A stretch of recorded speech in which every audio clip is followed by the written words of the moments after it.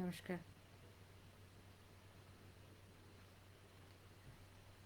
अ, अर्पण जी ने नया ये श्रृंखला नई शुरू की है अनुवाद को लेके, और बहुत सुंदर बात है, क्योंकि अनुवाद को एक तरह से अ, सृजन प्रक्रिया की तरह उसको देखना मुझे बहुत ज़रूरी लगता है।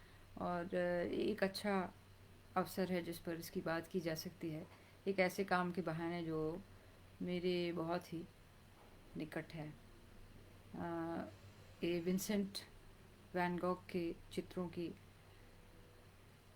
संसार से हम पहले से परिचित हैं, लेकिन उनके जो पत्र हैं, जो एक समय पे उनके साथ साक्षात्कार हुआ, उसके माध्यम से मेरा जिस तरह से एक कलाकार से, कला से, इस पूरी दुनिया से जुड़ना हुआ, उस यात्रा को मैं थोड़ा सा यहाँ बताने की कोशिश करूँगी। वैसे वो बहुत लंबा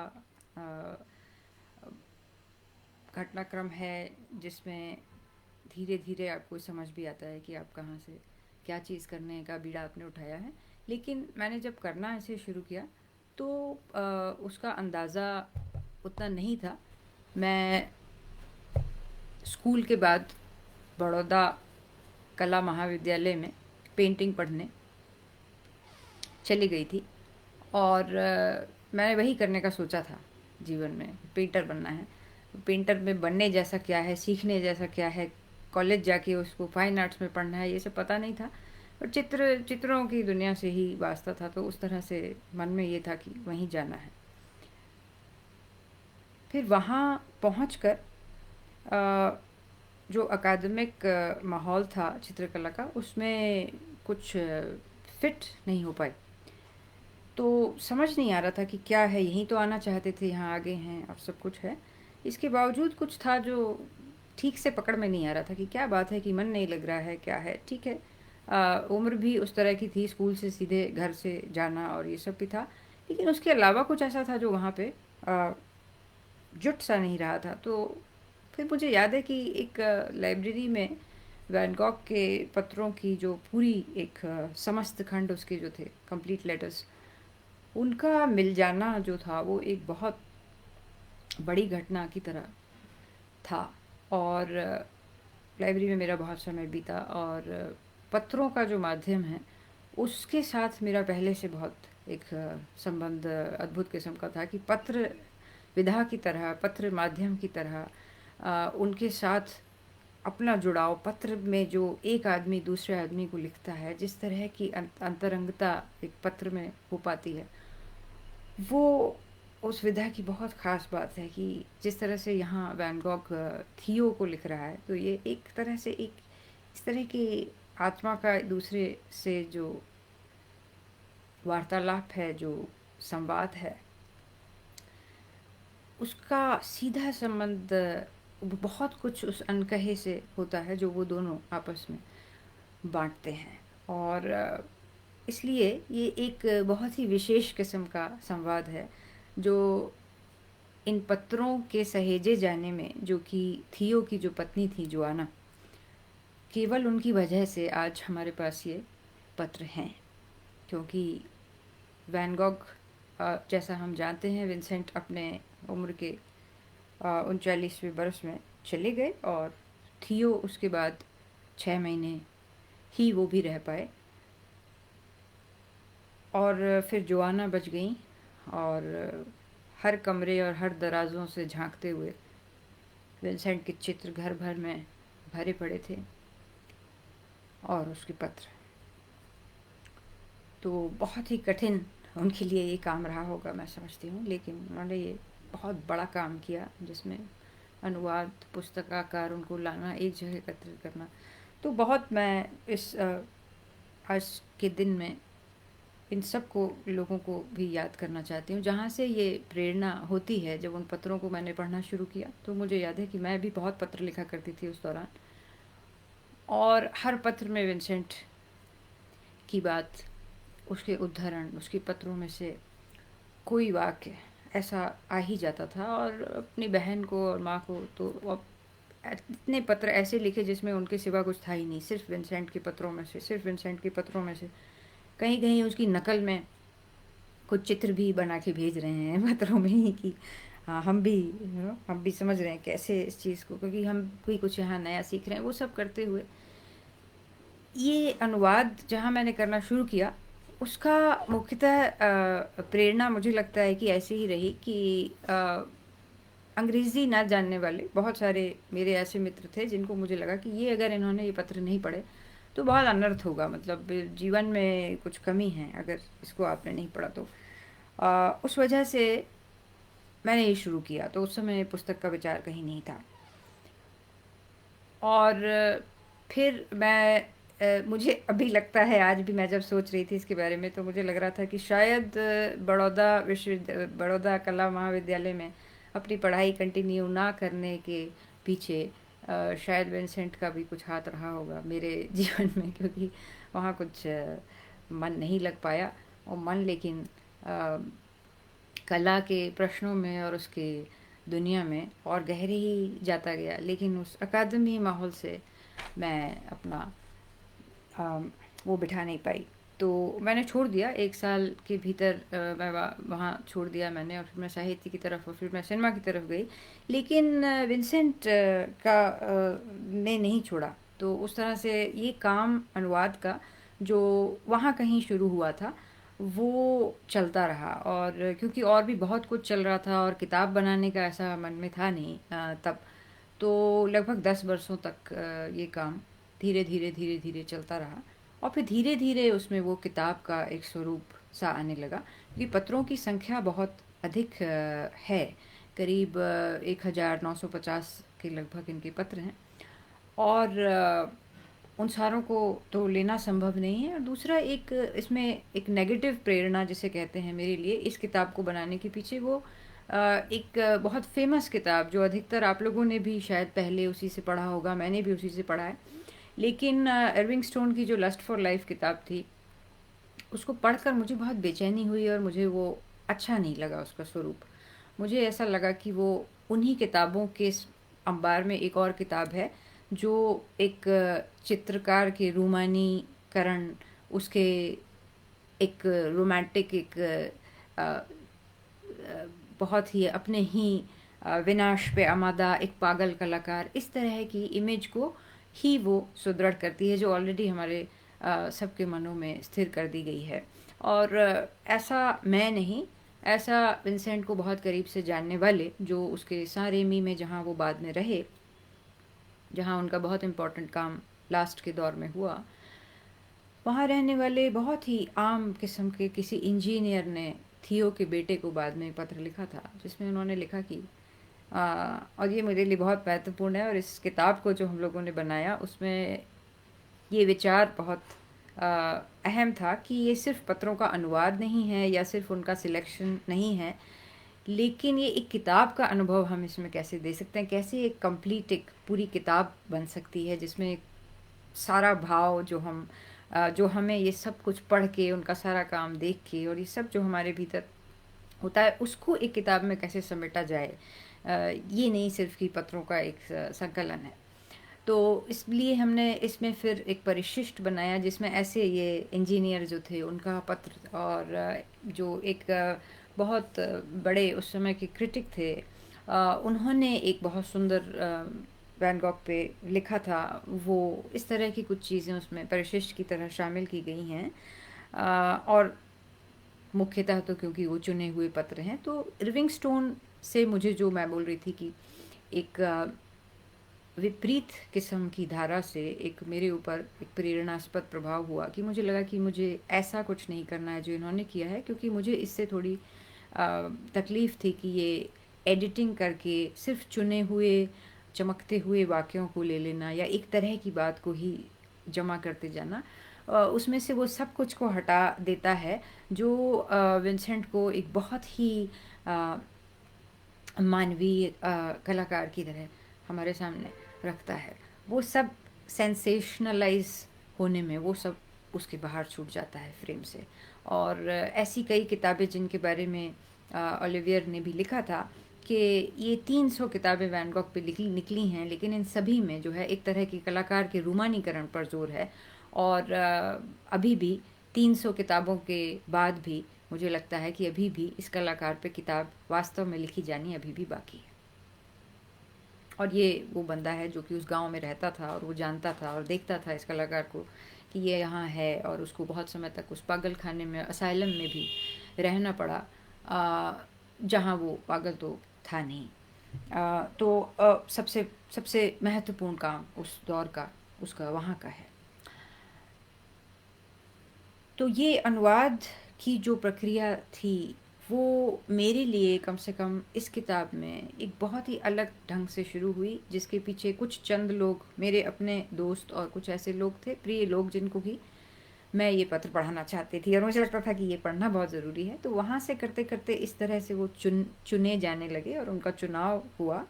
और फिर धीरे से जब इस किताब की परिकल्पना कुछ मन में उठने लगी, तो मुझे ऐसा लगा कि इसको इस तरह से, एक तरह से देखा जा सकता है, जिसमें जो कि मैं खुद भी उसके साथ अपना तादात्म्य स्थापित करते हुए ये सोच रही थी कि एक ड्रॉप आउट जो होता है, जो कला विद्यालय से ड्रॉप आउट है, वहाँ अपना पाठ्यक्रम, अपना कोर्स कंप्लीट नहीं करता है, वो उसका मैनुअल। तो वैन गॉग एक ड्रॉप आउट की तरह है, क्योंकि वो खुद एक सेल्फ मेड कलाकार हैं और वो अकादमी में गए भी, और वहाँ पे वो उनको बहुत तकलीफ़ हुई जिस तरह से वहाँ पढ़ाया जाता था, जिस तरह के मॉडल को बिठाया दिया जाता था। और उससे मैंने उस समय, जब, क्योंकि मैं वहाँ थी जब मैं पढ़ रही थी, तो मुझे भी इन चीज़ों से मैं तादाद में स्थापित नहीं कर पाती थी कि वो एक मजदूर को लाके वहाँ खड़ा कर दिया है हमारे ड्राइंग के क्लास में, और वो बीच में ऐसे स्टूल पे ऐसे पकड़ के खड़ा हुआ है ताकि उसकी मांसपेशियाँ ऐसी तनी रहें और हम उसको ड्रॉ कर रहे हैं। तो ये सारा जो बहुत अननेचुरल सा माहौल था, इसमें कुछ मज़ा नहीं आता था और मुझे बहुत तक बेचैनी होती थी ये करते हुए भी। तो इसी तरह की बातें मुझे शायद उसमें मिली, जो कि एक आज हम 2021 में ये बात करें और 1890 में तो वैन गॉग इस दुनिया से चला गया। तो इतनी पुरानी बात है, उसके बावजूद जो वो महसूस कर रहे थे उस वक्त, वही एक मेरे जैसा कला का विद्यार्थी भी महसूस कर रहा था। तो ये जो सातत्य है चीज़ों का, ये समझना और उसके साथ उसमें जाना, और वास्तव में आपकी कला की क्या समझ थी उस समय, उसको धीरे धीरे इसके माध्यम से देखते हुए आप कैसे उसका परिष्कार होता है, कैसे आप देखने लगते हैं। जो कि वैन गॉग का खुद का, विंसेंट का कहना है कि हमें देखना सीखना चाहिए जैसे हम पढ़ना सीखते हैं। ऐसा नहीं है कि हमारे पास आँखें हैं और कान हैं तो हमें देखना या सुनना आता है, ये मानना सही नहीं है। और ये समझ में आता है वो क्यों कहते हैं, क्योंकि वो जो भी बात कहते कहते हैं कलाकार की तरह, वो उसके साक्ष्य आपको मिलते हैं हर जगह, काम में। जब आप काम देखते हैं उसके साथ, जब आप पढ़ते हैं, जब आप देख रहे हैं कि इस कलाकार का क्या संघर्ष है, कैसा है, जिसके जीवन काल में एक भी पेंटिंग नहीं बिकी, एक पेंटिंग बिकी। और आज मैंने सिर्फ इस कार्यक्रम के संदर्भ से इंटरनेट पे चेक किया तो देखा कि अभी उसकी एक पेंटिंग नीलाम होने वाली है जो $14 मिलियन में होगी। और ये वो कलाकार है जिसके पास अपने रंग खरीदने के पैसे नहीं जुटते थे, जो अपना खाना मुलतवी करके रंग खरीदता था। तो जब हम ऐसा कुछ सुनते हैं तो जाहिर है ये बहुत ही मिथकीय आयाम ये कहानी धारण कर सकती है बहुत ही आसानी से, क्योंकि खाना ना खा के फाके करके कलर्स खरीदना, रंग खरीदना, कैनवास खरीदना। लेकिन ये मिथक नहीं है, सच है, और इसको याद रखना बहुत ज़रूरी है। इसलिए ये इस किताब की परिकल्पना, इस अनुभव को पूरे समेटने के लिए इसमें हम लोगों का बहुत प्रयत्न हुआ, जिसमें मेरे साथ शंपा, मेरी बहन, बहुत ही क्लोजली, बहुत ही पास से, नज़दीकी से इसमें जुड़ी हुई थी, इसके लेआउट, इसके डिज़ाइन, इसके सब कुछ को लेके। क्योंकि एक चीज़ जो हमने कभी सोची नहीं थी कि इसको हम छापेंगे भी, हमने अपना छापने का तो कभी सोचा नहीं, पुस्तक का ही सोचा नहीं था। लेकिन फिर जो माहौल हिंदी में है और जिस तरह के प्रकाशक हैं और जिस तरह का उनका रवैया है किताबों को लेके हिंदी में, उससे बहुत निराशा भी मन में थी और उससे किसी के हाथ में देने का इसको मन नहीं कर रहा था कि। और जिनसे हमने पूछा भी, बड़े-बड़े प्रकाशकों से भी इस पर चर्चा हुई, तो उन्होंने जो कीमतें इसकी बताई उस समय, क्योंकि इसमें बहुत, एक तो ये मोटी किताब थी और इसमें चित्र रेखांकन और सब कुछ था, तो उसके साथ जब हमने उनकी प्राइसेस सुनी और उनका सुना कि वो लोग कितना पैसा, ये सब देख के हमें लगा कि ये लोगों के पास उस तरह से पहुंच नहीं पाएगी, तो शायद हमें इसे छापना भी चाहिए। तो हम एक तरह से बहुत सारी चीज़ों में खुलती गई, जुड़ती गई इसके साथ, जो हमने शुरू में सोचा नहीं था। बट इस सब के पीछे यही था कि इस तरह का काम लोगों के पास पहुंचना चाहिए और इसको एक कॉफ़ी टेबल बुक नहीं होना चाहिए और इसको इसमें इसकी कुछ आत्मा रहनी चाहिए कि किस तरह से इसकी सादगी भी हो लेकिन गहराई भी हो, और ये सब बहुत कुछ सोचते हुए बहुत लंबा समय इसमें बिताया।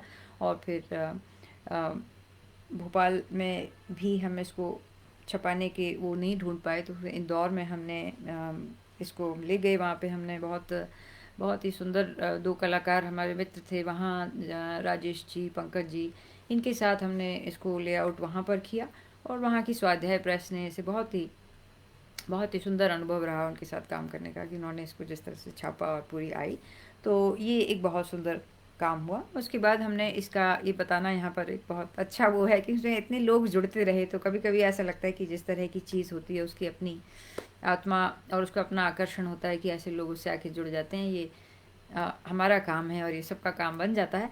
तो ऐसे बहुत सारे लोग हमारे इसमें जुड़े, जिसमें हमने फिर इसको, इस पुस्तक की कीमत कम रखने के लिए लोगों ने इसको, हमारे ही दोस्तों ने 10-10 प्रतियां बहुत सारे लोगों ने बेची और पहुंचाई लोगों तक और बहुत दूर दूर तक। बहुत ही सुखद वो भी अनुभव है जो अभी भी चल रहा है। संजय भारती हमारे मित्र वो रोशनाई से इसको डिस्ट्रीब्यूट कर रहे हैं, आप लोग जो चाहें वहाँ से ले सकते हैं कि कैसे कैसे कहाँ कहाँ से लोग, जिनका ज़रूरी नहीं है कि कला के लोग हों, ज़रूरी नहीं साहित्य के लोग हों, वो बहुत ही अलग अलग लोग लोगों के पास ये पुस्तक पहुंचती है और वो हमें बताते हैं, तो बहुत ही सार्थकता का अनुभव होता है जान के कि अच्छा आपने जो किया उसका इस तरह की जगह है।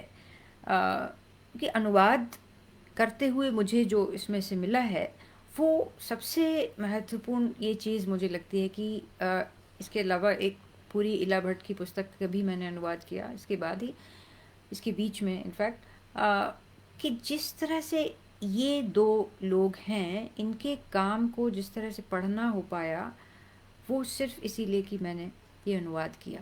ये जो पढ़ने की प्रक्रिया अनुवाद करते हुए है, इससे, इसके जैसी प्रक्रिया मैं नहीं जानती कि पढ़ना कैसे हो सकता है। मैंने भी बहुत किताबें दूसरी पढ़ी हैं, लेकिन उन्हें शायद मैंने पढ़ा है, ये मैं उतने ज़ोर से नहीं कह सकती जितना इनको, क्योंकि विंसेंट के पत्रों को आप जब पढ़ते हैं और जब आप चुनते हैं, फिर आप अनुवाद करते हैं, तो कई सारी चीज़ें जो कि चित्रकला का भी एक उसमें, उसके कई सारे शब्द ऐसे होते हैं, उसके कई सारे टर्म्स ऐसे होते हैं जो हिंदी में हमने सुने नहीं हैं, वो है नहीं।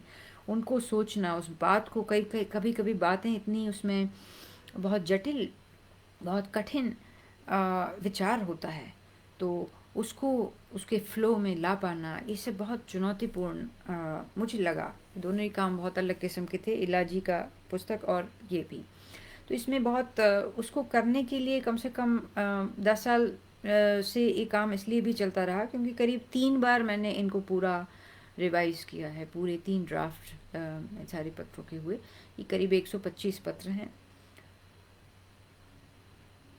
तो इनको एक साथ एक सूत्र में जोड़ने में, जिसमें एक तरह से कालक्रम का आधार भी बने, एक ड्रॉप आउट का मैनुअल भी हो, और इसमें जो एक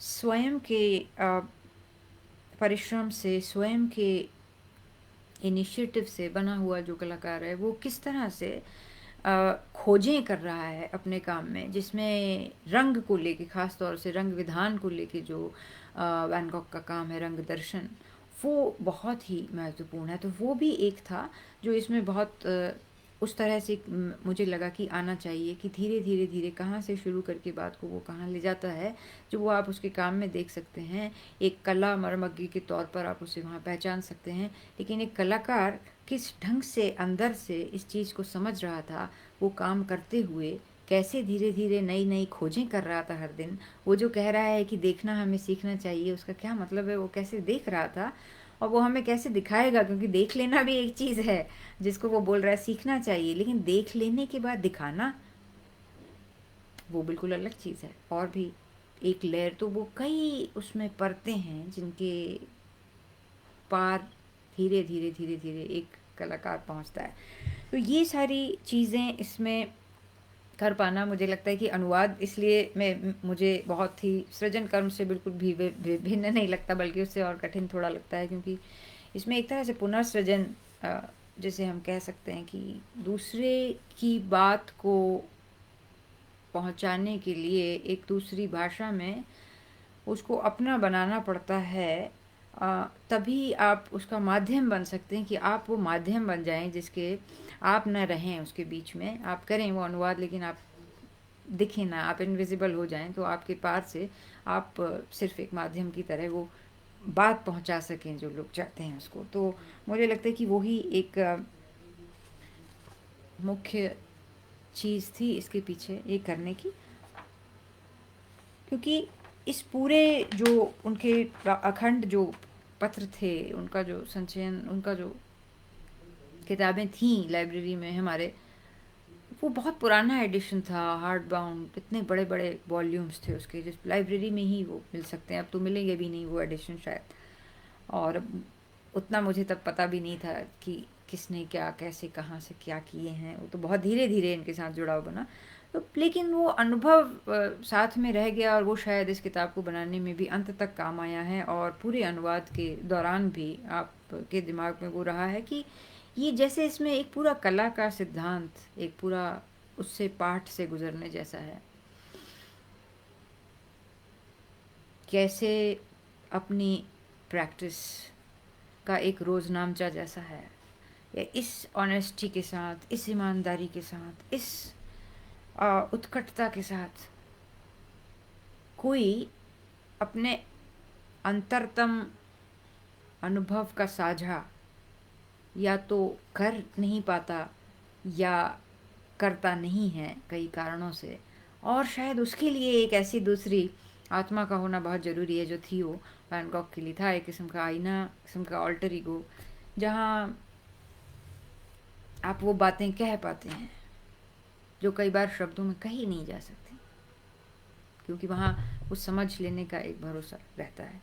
तो ये मुझ पर भरोसा रखना, जो हमने इसका नाम रखा, वो कहीं इसके पीछे था कि ये वाक्य वो हर पत्र में, लगभग कई पत्रों के अंत में विंसेंट साइन ऑफ करते हुए लगभग मुझ पर भरोसा रखना, मुझ पर भरोसा रखना कहता है, बहुत बार कहता है।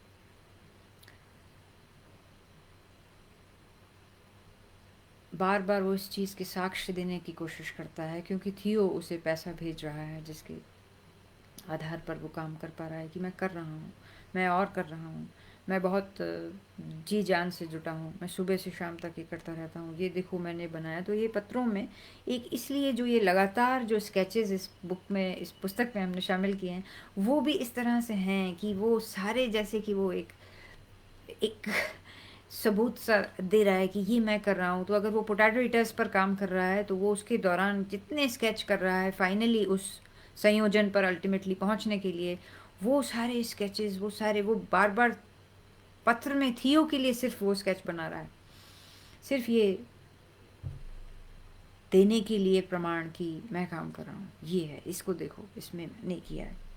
तो ये मैंने ऐसा कुछ कला में, मेरे अनुभव में मेरे लिए ऐसा कोई कलाकार नहीं आया जो इस प्रचंड ताप पर जीता हो हर दिन, जिसमें कि वो उसे अपने जीवन में शुरू, जब उसको ये समझ में आया कि पेंटिंग मेरा काम है, ये मेरा क्षेत्र है, क्योंकि उसने शुरू जब किया तब वो पादरी बनना चाहता था, लेकिन जहाँ से उसे समझ में आया कि मैं चित्रकला, पेंटिंग में जाना चाहता हूँ, मैं पेंटर हूँ, मैं कलाकार बनना चाहता हूँ, वहाँ से लेके उसके अंत तक उसे केवल 10 साल की मियाद मिली थी।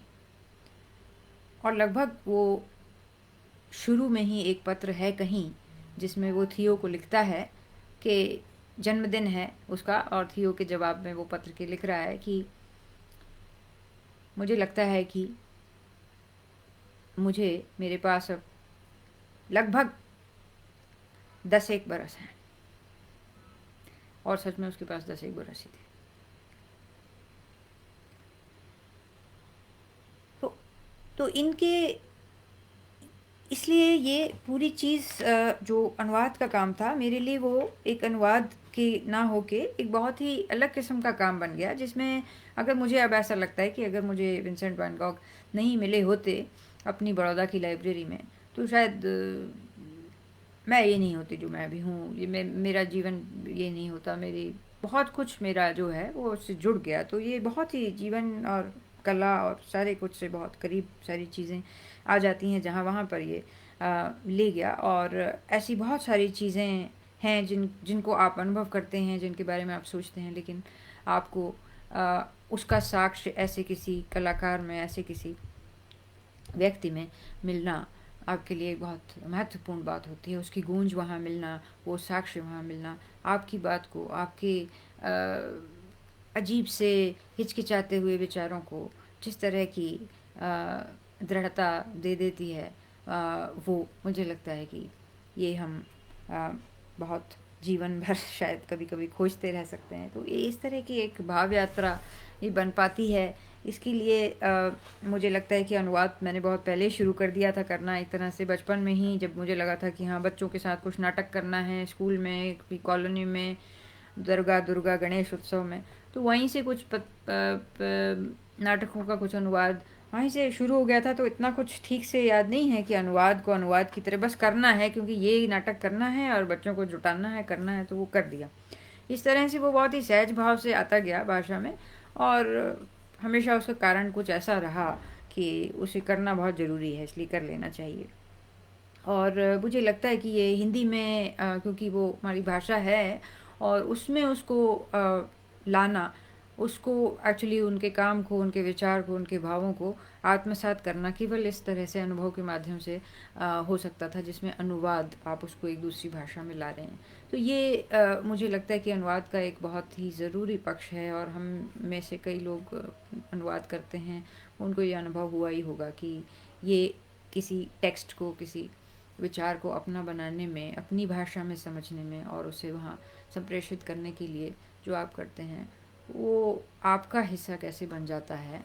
और ये मुझे लगता है कि उसकी बहुत बड़ी चीज़ है अनुवाद की, जिसे शायद और अ, गंभीरता से करना चाहिए, क्योंकि कई बार अनुवाद में अर्थ का अनर्थ हो जाता है, बात ही खो जाती है कहीं।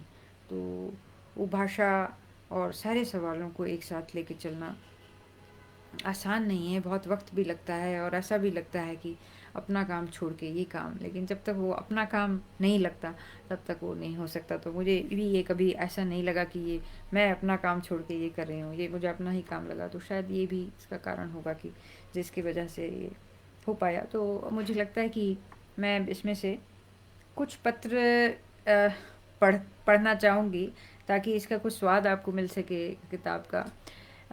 इनको चुनने में आज हमने बहुत सारा समय बिताया, शंपा और मैंने, लेकिन बड़ा मुश्किल है चुनना। ये हर पत्र में कुछ ऐसा है, मैं पूरी किताब पढ़ दूँ। लेकिन कुछ कोशिश है कि ऐसे ही जो जहाँ से लगा कि हाँ, ये कुछ तरीके हैं जहाँ पे कुछ खास चीज़ें, शायद हर पत्र में ऐसा कुछ है जो वो पूरे उसके संपूर्ण से जुड़ जाता है। तो मैं कोशिश करती हूँ कि कुछ इसका कुछ भाव आप तक पहुंचा सकूं आज की शाम में।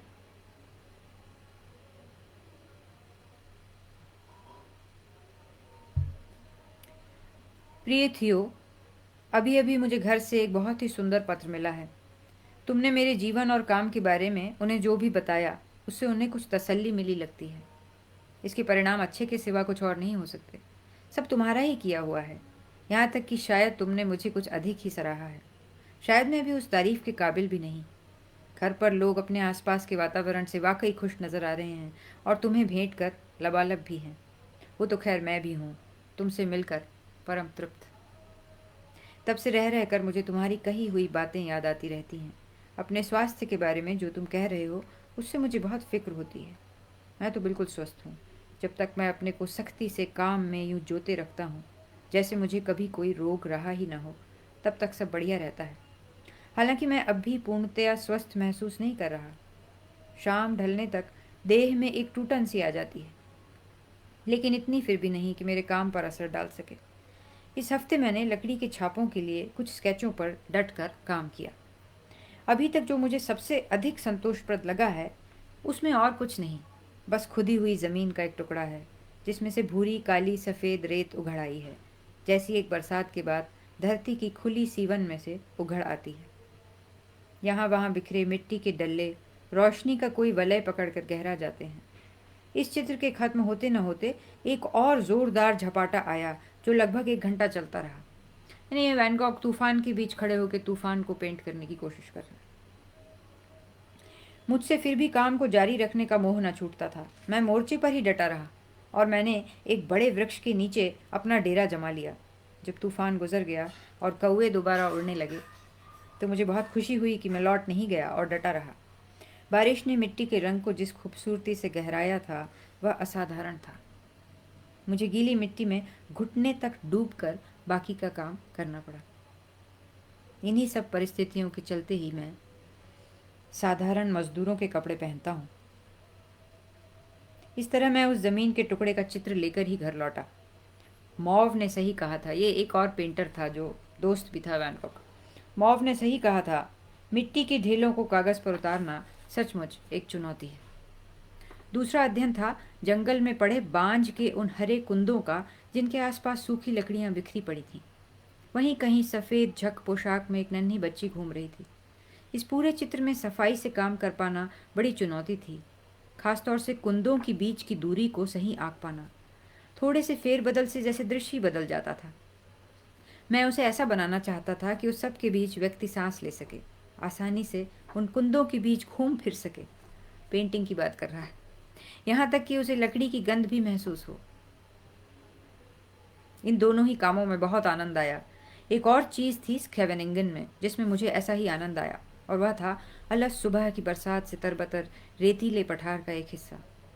घास थोड़ा हरापन लिए हुई थी। रेत के विस्तार पर गोल गोल बिछे मछलियों के काले जाल से नीचे की मिट्टी गहरी कत्थई और स्लेटी लगती थी। इस श्यामल दृश्य में जाल को बिछाते, फैलाते, सिलते, रफू करते सफ़ेद टोपियां पहने हुए स्त्री पुरुष अद्भुत छाया मानवों जैसे लग रहे थे। प्रकृति में वे वैसे ही गंभीर और विषादपूर्ण लग रहे थे जितने मिले, इजराइल या देगरू के चित्र। ये वो पेंटर्स हैं जिनको वो बहुत पसंद करता था। कल्पना करो, प्रकृति का एक ऐसा दृश्य और प्रकाश की सुनहली क्षितिज रेखा से दीप्त एक साधारण सलेटी आसमान। बरसात की बौछारों के बावजूद मैंने एक तैल कागज पर दृश्य को उतार ही लिया। ठीक जैसा प्रभाव मैं चाहता हूँ वैसा बन पाने में तो वक्त लगेगा, लेकिन फिर भी प्रकृति में यही वे चीज़ें हैं जो मुझे खींचती हैं। बरसात के बाद हर चीज़ कैसी अद्भुत आभा पा जाती है। बूंदों के स्पर्श से पहले उसका स्वरूप, उसके दौरान और फिर उसके बाद। थियो, एक भी बारिश को दर्ज किए बिना कैसे गुजर जाने दिया जा सकता है। हर हाल में मुझे चारकोल को पकड़े रहना है। इतना कुछ है, करने को कोई अंत ही नहीं। पेंटिंग पर थोड़ी लगाम देकर भी करने को बहुत कुछ बचता है। अगर मैं इतने कम वक्त में इतने सारे अध्ययन कर पाया हूँ तो केवल इसलिए कि मैं सच में बहुत मेहनत करता हूँ। खाने पीने की सुध भूल कर सारा सारा दिन इसी में लगा रहता हूँ। इनमें से कई चित्रों में छोटी छोटी मानव आकृतियाँ हैं। एक बड़े कैनवस पर भी मैंने काम किया है, किंतु अब तक 2 बार उसे पहुँच चुका हूँ। शायद तुम्हें यह गलत लगे, लेकिन यह मेरा अधैर्य कतई नहीं है। अपने काम में सुधार का आधार भर है, और यह मेरे लिए हर कीमत पर मूल्यवान है। जैसा लैंडस्केप मैं फ़िलहाल कर रहा हूँ, उसमें मानव आकृतियों का विशेष महत्व है। यही वह पार्श्व है जिस पर हर आकृति और समूचे चित्र का प्रभाव निर्भर करता है। पेंटिंग मुझे बहुत पसंद है। जितनी ऊर्जा एक ड्राइंग में लगती है, लगभग उतनी ही लगाकर यहाँ एक दृश्य, एक बिंब को कहीं अधिक सच्चाई और गहराई से अभिव्यक्त किया जा सकता है। संक्षेप में, पेंटिंग ड्राइंग से कहीं अधिक संपूर्ण और संतोषप्रद है, किंतु हर हाल में आकार और रेखाओं के संतुलन पर मजबूत पकड़ जरूरी है। इसके अभाव में सारे किए कराए पर पानी फिर सकता है। मुझे पतझड़ का बेसब्री से इंतज़ार है। तब के लिए मुझे अभी से साजो सामान जुटा कर रखना है। वे पीली होती पत्तियाँ, उफ, वे झड़ते पत्ते मुझे कितने पसंद हैं। बांझ के वे अद्भुत हरेले तने और उनके बीच से गुजरती मानव आकृतियाँ। जिस तरह से हम पहले कह रहे थे कि देखना सीखना चाहिए, ये उस तरह से इसको आप देखें कि कैसे एक आदमी देख रहा है जब वो एक कटे हुए पेड़ों के कुछ कुंदे पड़े हैं, उनको बनाने में उसकी एम्बिशन जो है वो ये है कि उसकी गंध भी आनी चाहिए पेंटिंग को देख के, उसके बीच में घूमने फिरने की जगह महसूस होनी चाहिए जब आप उसे देख रहे हैं। तो इसी को आप थोड़ा और देखेंगे। ये शुरू के पत्र हैं जिनको मैं भी यहाँ से शुरू कर रही हूँ। प्रिय भाई, इतवार एक और पत्र। कभी सोचता हूँ तो लगता है मैंने तुम्हारी उस बात पर पर्याप्त प्रसन्नता व्यक्त नहीं की। ये किसी पत्र को वो रेफ़र कर रहा है जिसमें थियो ने शायद बताया था कि कोई महिला है जिससे वो प्रेम करते हैं। जहाँ तक सच्चे प्रेम के एक थके हारे भ्रम में बदल जाने की बात है, वह संभव है, पर तुम्हारे साथ ऐसा होना मुझे चकित ही करेगा। यहाँ तक कि मुझे तो यह भी लगता है कि ऐसा मेरे साथ भी नहीं होगा। कमाल की बात है ना। मीशले कहता है कि पहले प्रेम मकड़ी के जाले सा नाजुक और हल्का होता है और धीरे धीरे एक मजबूत रस्सी बनता है, किंतु यह होता है केवल विश्वास की बिना पर। इस बीच में मैं कई दफ़े गीस्ट के उन्हीं इलाकों गली मोहल्लों में भटकता रहा जहाँ पिछले साल के शुरू में बहुत भटका था। मौसम में एक भीगी ठंडक थी, एक असहनीय सौंदर्य, और मैंने घर लौटकर उस स्त्री से कहा, वैन गॉग भी एक स्त्री के साथ रहता था जो कि बहुत ही, उससे लोग परेशान थे कि वो ऐसी स्त्री के साथ रहता है, और जिस तरह से वो हमारे यहाँ के जिन्हें कहेंगे रेड लाइट जैसे डिस्ट्रिक्ट्स में वो रहती थी, और वो उसके 3-4 बच्चे थे और वो बहुत ही अलग ही किस्म के तबके से आती थी, और ये उसको साथ रख लिया उसने, और थियो को भी इससे बहुत आपत्ति थी वगैरह। घर लौटकर मैंने उस स्त्री से कहा, अब भी सब कुछ पहले जैसा ही है। मैं इसका जिक्र इसलिए नहीं कर रहा हूँ कि तुमने संभावित मोह भंग की बात की है। यह सच है कि प्रेम में भी वैसा ही वसंत और पतझर है जैसा प्रकृति में, किंतु यहाँ कुछ भी पूरी तरह शेष नहीं होता। उतार चढ़ाव बदस्तूर आते हैं, किंतु समुद्र समुद्र ही रहता है। प्रेम में जैसे कला में बंजर और थके हारे दौर अवश्य आते हैं, किंतु वह भी टिकते नहीं, गुजर जाते। मेरे निकट प्रेम और मित्रता अनुभूति मात्र न होकर सघन क्रियाशीलता है। स्वाभाविक है कि वह कर्म और यत्न की मांग करे, और बहुत संभव है उसके फलस्वरूप थकान और खालीपन हमारे हिस्से में आए। मुझे लगता है जीवन में एक सच्चे ईमानदार प्रेम का अनुभव मात्र वरदान है, भले ही वह कठिन वक्त और मुश्किलों के विरुद्ध कवच साबित न हो पाए। मैं खुश हूं कि मेरी आंखों का हाल बदतर नहीं हुआ है, बल्कि शायद कुछ बेहतर ही। मैं क्या बताऊं तुम्हें वह समय कितना कष्टकर था। काश मैं तब तुमसे बात कर पाता। मैं काम को लेकर हतोत्साहित नहीं हूँ, न थका पस्त या बेबसी, पर निश्चय ही एक अबूझ से ठहराव में टिटका हुआ। शायद इस वक्त मुझे अपने काम के प्रति सहानुभूति रखने वाले किसी संवेदनशील व्यक्ति की ज़रूरत है, पर फिलहाल यहाँ दूर दूर तक ऐसा कोई नहीं। यह नहीं कि कोई विश्वास के काबिल नहीं है, बल्कि शायद मैं ही उनके संपर्क में नहीं हूँ। कभी कभी मैं पुराने वक्त को याद करता हूँ जब मैं पहली बार हेग आया था, और वो 3 साल जो मैंने गूपेल एंड कंपनी में बिताए थे। पहले 2 साल तो थोड़े कठिन और उदास थे, किंतु तीसरा साल खुशनुमा था। क्या वैसा ही दोबारा नहीं हो सकता? काश इसी पल नाटक की तरह दृश्य परिवर्तन हो जाता। मुझे यह मुहावरा बहुत पसंद है, जब स्थिति असहनीयता के चरम पर पहुंच जाए तो समझो सुधार तय है। बीच बीच में मैं अपने आप से पूछता हूँ, क्या हम उस चरम पर ही नहीं खड़े?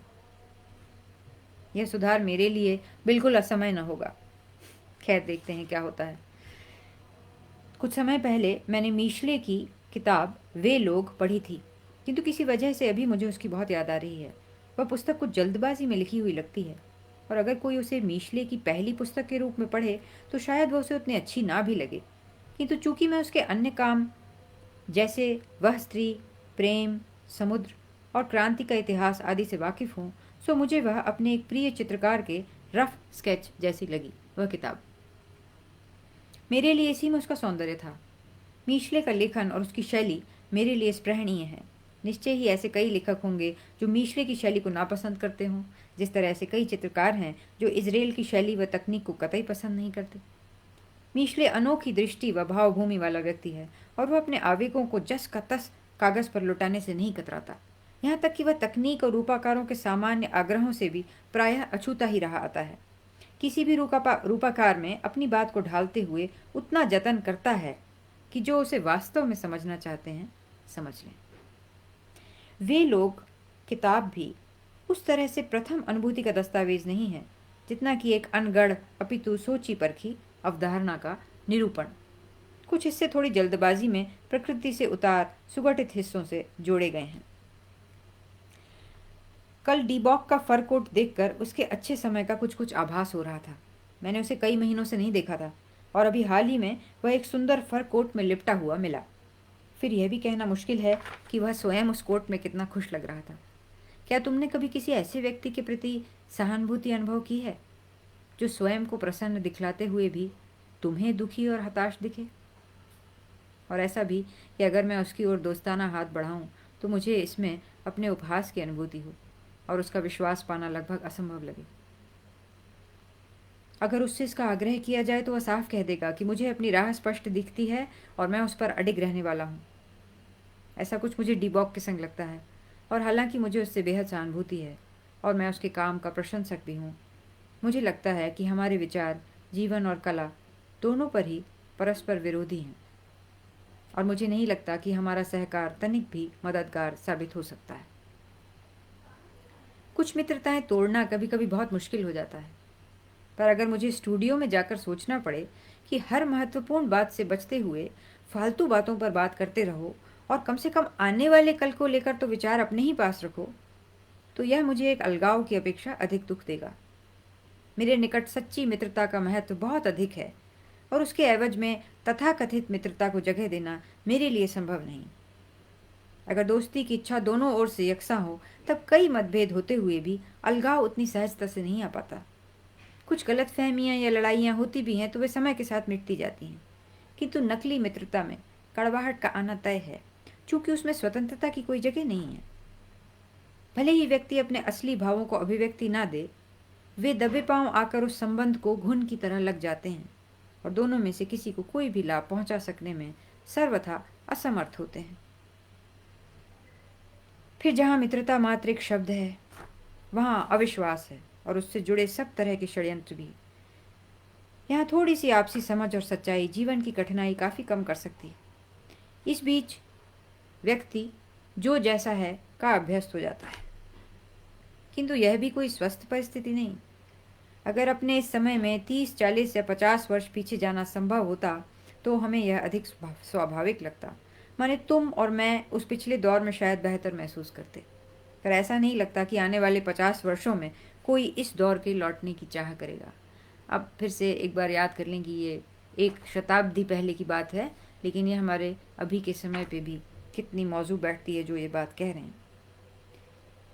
पर ऐसा नहीं लगता कि आने वाले 50 वर्षों में कोई इस दौर के लौटने की चाह करेगा। इसके बाद अगर विघटन का दौर आया तो लोग इस ओर सोचने लायक भी ऊर्जा नहीं जुटा पाएंगे, और अगर बदलाव बेहतर के लिए हुआ तब तो इसकी कोई ज़रूरत ही नहीं बचेगी।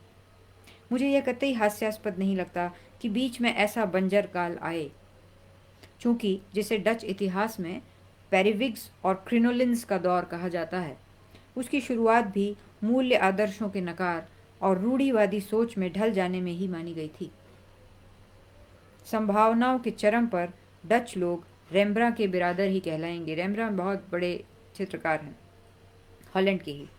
संभावनाओं के चरम पर डच लोग रेम्ब्रा के बिरादर ही कहाएंगे, किंतु अगर नमक अपना नमकपन तज दे तो इतिहास साक्षी है, एक बंजर काल का आना अवश्यंभावी है।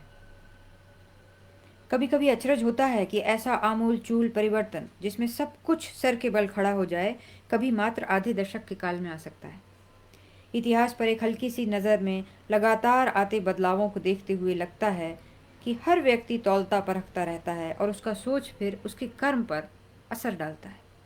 लड़ाई छोटी है और उसमें ईमानदारी का महत्वपूर्ण योग है, और अगर कई ऐसे ईमानदार और दृढ़ लोग हों तो समूचा काल बेहतर हो जाता है।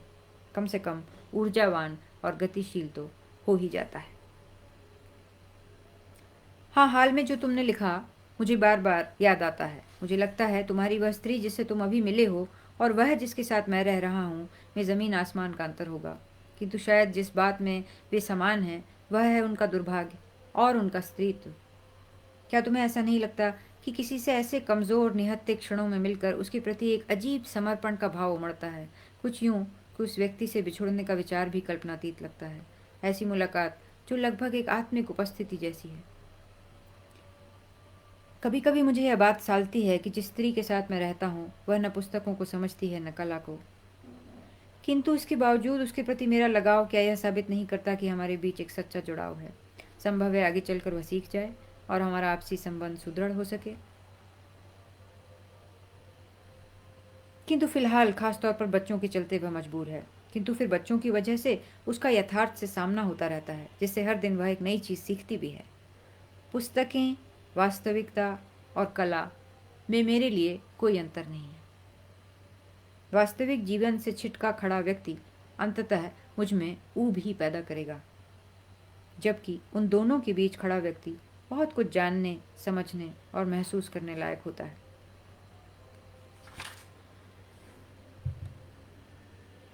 लंबी बीमारी के बाद के पहले ही पत्र में रैपार्ड दुगने उत्साह के साथ नई लकड़ी के छापों की बात कह रहा है। ये एक और दोस्त हैं रैपार्ड जो कहीं आसपास रहते हैं और उस समय प्रिंट मेकिंग का आगमन हो चुका है। टेक्निक की तरह लिथोग्राफी का नया नया वो आया है और वैन गॉग इसको लेके बहुत अधिक उत्साहित है, क्योंकि उनका मानना है कि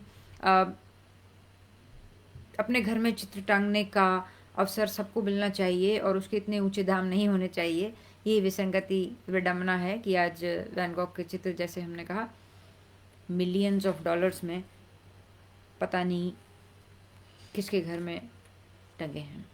लेकिन वो ऐसा सोचते थे कि ये जिन मॉडल्स के वो बना रहा है, जिन कामगारों के चित्र बना रहा है, उनके घर में भी उनके चित्र टंगे होने चाहिए। और ये शायद लिथोग्राफी जैसी चीज़ संभव बनाएगा, क्योंकि उसको ओरिजिनल को लेके उतना वो नहीं था और उसे लग रहा था कि इसकी कई कॉपीज़ बन के और फिर वो सस्ता हो सकता है और कई लोगों के पास पहुंच सकता है। तो इस तरह से वो बहुत उत्साहित था इसको लेके। जहाँ पे एक जगह उसने ये भी कहा है कि थियो, वैसे तो मैं गांव में जाके कहीं रह सकता हूँ छोटी जगह पे जिससे खर्चे कम हो जाएं, लेकिन शहर में कुछ आकर्षण है जो वो भी बहुत महत्वपूर्ण है।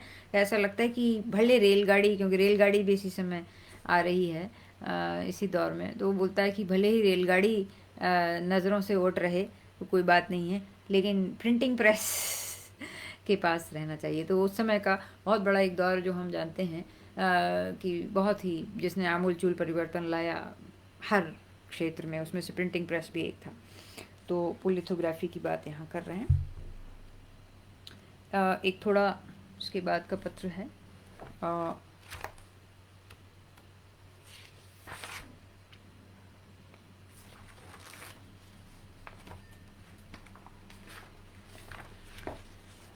यहाँ पर जो हम देखने की बात कर रहे थे कि एक चित्रकार किस तरह से देखता है, उसकी क्या नज़र है, ये वो शब्दों में बता रहा है। हालांकि वो तो इसको बना भी रहा है, लेकिन ये शब्दों में बताना भी क्या अद्भुत चीज़ है। इसको देखिए।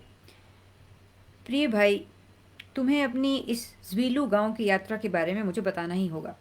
वहीं जहाँ लीबरमैन एक लंबे समय रहा था और जहाँ उसने सैलॉन के लिए अधिकांश अध्ययन भी किए थे, गरीब धोबिन वाले। यहाँ टेरम्यूले और जूल बखाइजा भी एक लंबे समय रहे थे। ये जब पेंटर्स की बात करें। रात के 3 बजे इस सूखे बंजर पर एक खुली बैलगाड़ी में सैर की कल्पना करो।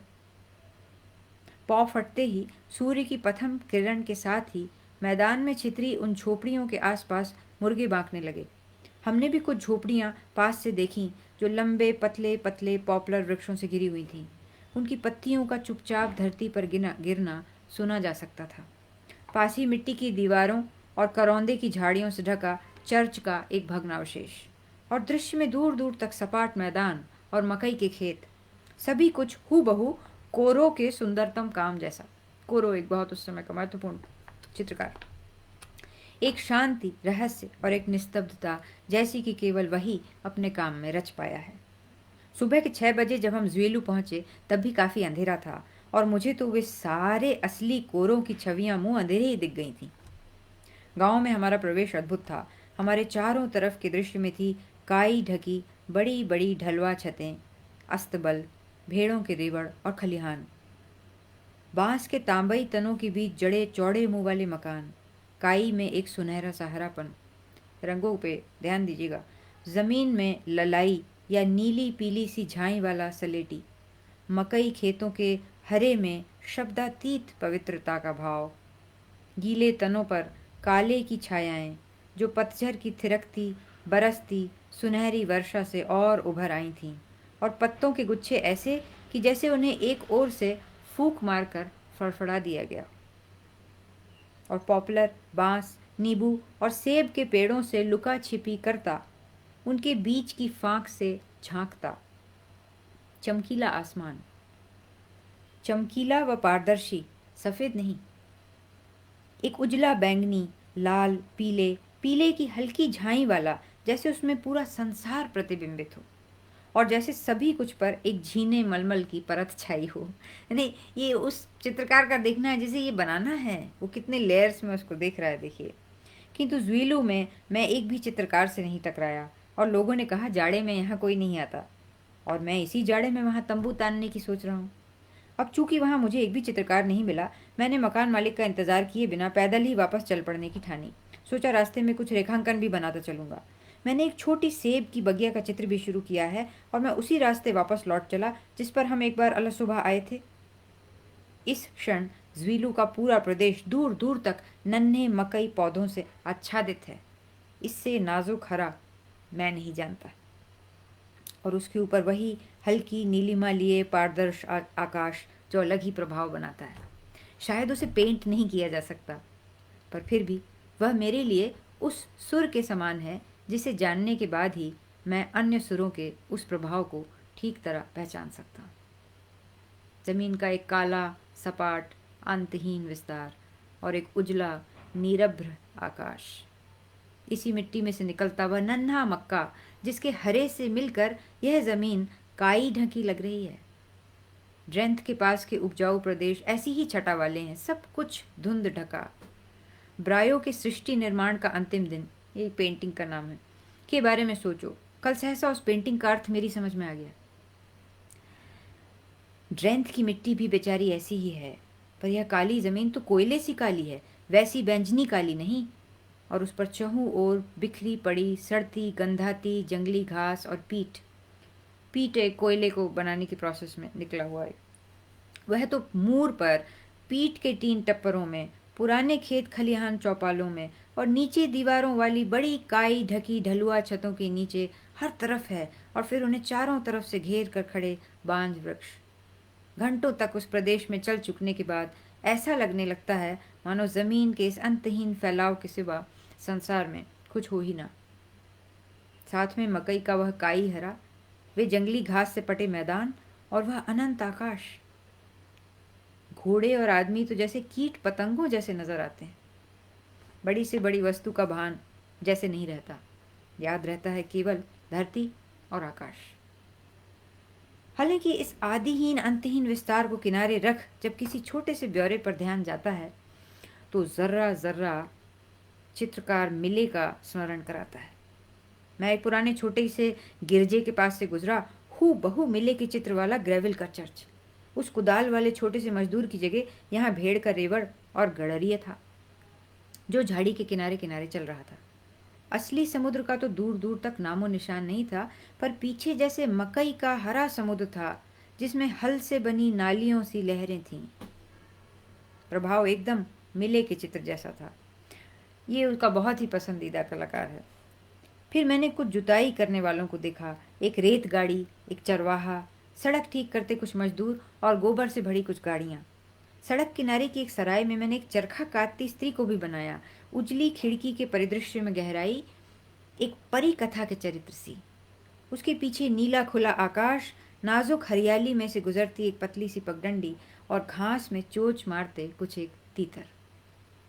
ऐसे सूर्यास्त के समय की शांति की कल्पना करो और तब देखो पतझरी पत्तियां बरसाते ऊंचे पॉपुलरों का एक झुरमुट, एक चौड़ी मटैली सड़क, दाहिनी ओर काली मिट्टी, बाएं फैले अंतहीन मैदान, खिड़कियों में अलाव की नन्ही रोशनी लिए झोपड़ियों के काले त्रिकोण, मटमैले पानी के गड्ढों में प्रतिबिंबित आकाश और सड़ते कुछ वृक्षों के मोटे तने।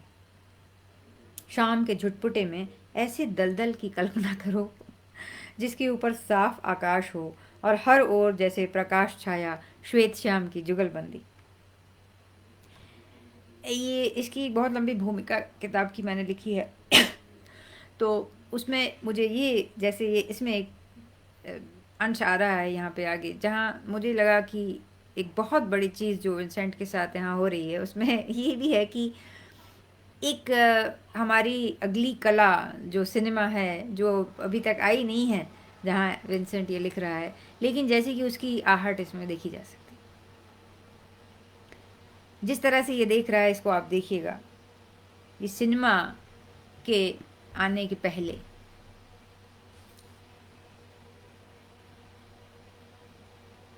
फिर उस दलदल में, शाम के झुटपुटे में ऐसे दलदल की कल्पना करो जिसके ऊपर साफ आकाश हो और हर ओर जैसे प्रकाश छाया श्वेत श्याम की जुगलबंदी। फिर उस दलदल में गडरिये की एक खुरदुरी आकृति और एक दूसरे को धकियाते ऊन मिट्टी से बने गोलों का एक दल, उसका रेवड़। तुम उन्हें बड़ी दूर से अपनी ओर आते हुए देखते हो, फिर एकाएक अपने कोण से घिरा पाते हो और फिर अगले पल मुड़कर अवश्य उनके पीछे जाने लगते हो। धीरे धीरे अनमने भाव से चलते वे उस गंदली सड़क पर चलते चले जाते हैं। पर खेत और बाड़ा अभी दृश्य में दूर नजर आ रहा है। कुछ एक काई ढकी छतों वाले घर, भूस के नन्हे टीले और पॉपुलरों के बीच पड़े कोयलों के ढेर। अब भेड़ों का रेवड़ उजले नीचे झुकाए आकाश में गहराता हुआ एक बार फिर काले त्रिकोण में बदल गया है। बाड़े का दरवाज़ा गुफा के अंधेरे मुंह जैसा खुला है और उसके पट्टों की दरार के पार झांकता हुआ उजला आकाश।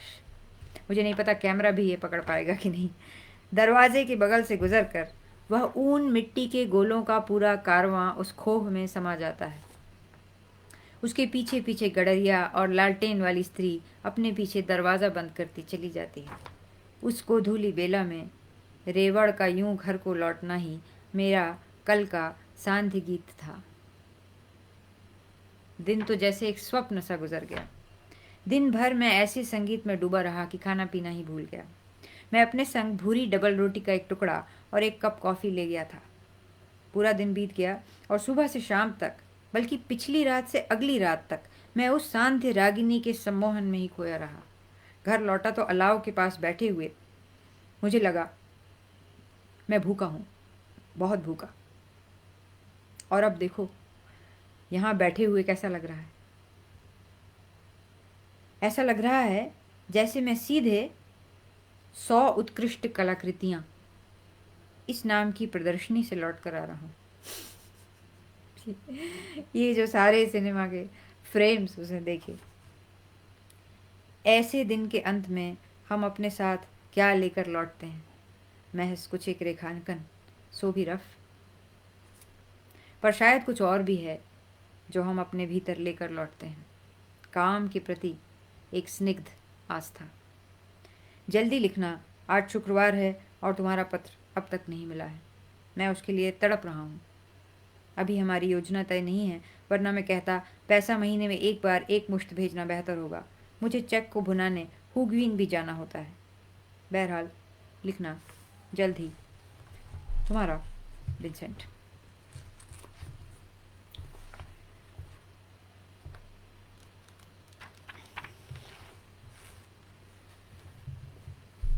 ऐसे बहुत सारे पत्र हैं जिसमें इस तरह के देखना, इस तरह की समझ, कहीं वो एक वैज्ञानिक की तरह, कहीं एक दार्शनिक की तरह, कहीं कलाकार की तरह, कहीं कवि की तरह,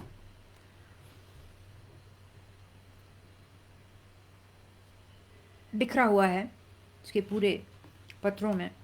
और जो रंगों का मैं बता रही थी आपसे, उसका एक दर्शन जिस तरह से इस पुस्तक में उभरता है, वो काफ़ी अमूल्य है। मुझे ऐसा लगता है कि चाहे किसी को कला में रुचि हो या ना हो, ऐसा साहित्य में हो ना हो, लेकिन ये उससे आगे की, उससे ज़्यादा बड़ी चीज़ है जिसके भीतर वो सब आता है।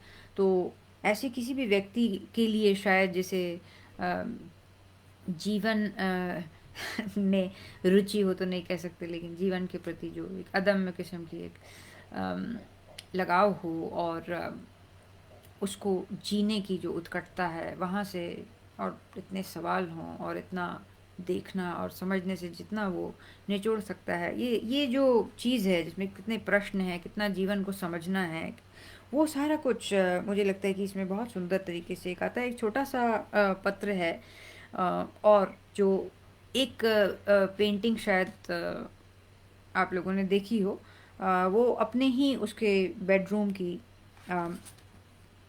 पेंटिंग थी, जिसमें उसका कमरा है सिर्फ, और ये सारे चित्र अब तो हमारे पास इंटरनेट है, इसमें देख सकते हैं। तो उसके कमरे का बेडरूम ही का चित्र का नाम है। वो जब बना रहा है उसका एक छोटा स्केच भी उसने साथ में भेजा है थियो को, और ये उसे है। तो ये तो स्केच भेजा है, लेकिन ये उस तरह से कलर में बाद में बनाएगा, जो कि बहुत उसका फेमस चित्र है। प्रिय थियो, अंततः एक छोटा स्केच तुम्हारे लिए। कम से कम यह तुम्हें मेरे काम की प्रगति का आभास दे पाएगा। आज मैं बहुत बेहतर महसूस कर रहा हूँ, हालांकि मेरी आंखें अब भी थकी हुई हैं। एक नए ख्याल की रोशनी ने यह स्केच पेश कर दिया है। एक और 30 इंची कैनवस। अब की बार मेरा सोने का कमरा। फ़र्क इतना है कि यहाँ रंग को ही सब कुछ करना है। रंग के सरल साधारण प्रयोग से ही इसमें एक सौष्ठव आना है, जिससे मुख्यतः नींद, आराम और स्थिरता का भाव प्रकट हो। संक्षेप में कहूँ तो इस चित्र को देखने वाले के मन मस्तिष्क की थकान मिट जानी चाहिए, कुछ यूं कि कल्पना को भी आराम आ जाए। दीवारें हल्की बैजनी होंगी और फर्श लाल टाइल्स का। पलंग और कुर्सियों की लकड़ी में ताज़े मक्खन का पीला, और भीतरी चादर और तकिए में हल्का पिस्तई हरा, ऊपर का लिहाफ सुर्ख और खिड़की हरी। टॉयलेट टेबल नारंगी, बेसिनी नीली और दरवाजे हल्के नीले। और बस इतना ही, इस बंद खिड़की वाले कमरे में और कुछ भी नहीं। कुर्सी, मेज, पलंग आदि की मोटी मोटी रेखाएं भी मैं चाहता हूँ एक निर्विघ्न आराम की अनुभूति कराएं। दीवार पर टंगे चंद पोर्ट्रेट्स, एक आईना, एक तौलिया और कुछ कपड़े। चूंकि चित्र में कहीं सफ़ेद नहीं है, इसलिए आईना सफ़ेद होगा। जैसे यह चित्र इस दौरान मुझ पर थपी नामुराद बीमारी और अनमने आराम का प्रतिशोध होगा। आज मैं दिन भर इसी पर काम करूंगा। मूलतः यह अवधारणा बहुत सरल साधारण है। छायाओं और परछाइयों को जानबूझकर संयोजन में लिया गया है। इसका निरूपण बहुत ही सपाट और खुले रंगों और टोन्स में है, कुछ कुछ जापानी प्रिंट्स की तरह, या कह सकते हैं नाइट कैफ़े। विंसेंट की ही एक बहुत पेंटिंग है जो रात के रोशनी और रात के आकाश के बैकग्राउंड में है, या कह सकते हैं नाइट कैफ़े के निपट विरोधी भाव में। यह पत्र मैं लंबा नहीं लिखूंगा। मैं कल सुबह की स्निग्ध रोशनी में इस कैनवस को ख़त्म करना चाहता हूँ। अपने दर्दों का हाल कहो, शायद तुम जल्द ही पत्र दोगे। थियो, एक दिन मैं तुम्हारे लिए बाकी कमरों के स्केच भी बनाऊंगा। तुम्हारा ही विंसेंट।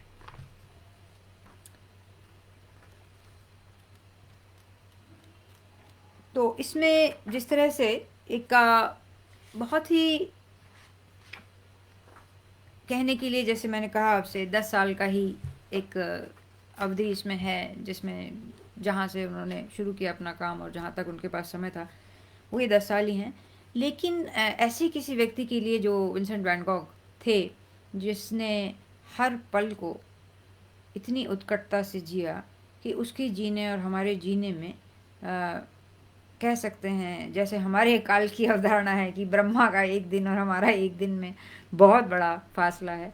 शायद ऐसे किसी आत्मा और ऐसे किसी कलाकार के साथ हमारे भी काल की जो अम, गणित है वो ऐसे गड़बड़ा जाता है कि वो हर पल को इतना अधिक जीता है कि वो उसके लिए एक एक दिन के बराबर शायद एक पल है, जहाँ वो बोल रहा है कि एक भी बारिश को कैसे गुजर जाने दिया जा सकता है बिना दर्द के। तो उस दृष्टि से अगर हम देखें, क्योंकि वो हमें देखना पड़ेगा कि 10 साल में, और ख़ास तौर पे 10 साल भी आप जानते हैं कि वहाँ से काम शुरू करना, यानी वहाँ तो तब तक बनाना ही नहीं आता था चित्र, तो वहाँ से हम कर रहे हैं। तो जब तक आदमी अपने अपने चरम पे पहुंचता है, जहाँ जहाँ जहाँ वो बोलता भी है एक जगह इनफैक्ट कि बड़ा ही मार्मिक वो चीज़ है जहाँ वो कहता है कि मैं मतलब जहाँ हम एक कलाकार की अभिप्सा की, एक उसकी आकांक्षा की बात कर रहे हैं, वहाँ उसका ये कहना कि मैं ऐसे चित्र बनाना चाहता हूँ जिसे कमज़ोर से कमज़ोर नज़र वाला व्यक्ति भी देख सके। यहाँ क्या अभिप्सा है कलाकार की। और इज़राइल नाम का एक चित्रकार है, जो उसकी जो एक एग्जीबिशन हुई थी उसके जीवन काल में, जहाँ उसके चित्र भी दिखाए गए थे, मतलब एक ग्रुप प्रदर्शनी, उसमें इज़राइल ने विंसेंट के बारे में एक बहुत सुंदर बात कही थी, जिसमें उसने कहा था कि विंसेंट प्रायः असंभव विषयों को आंकने के लिए चुनता है, जैसे सूर्य। भाई सूर्य को कौन बनाता है?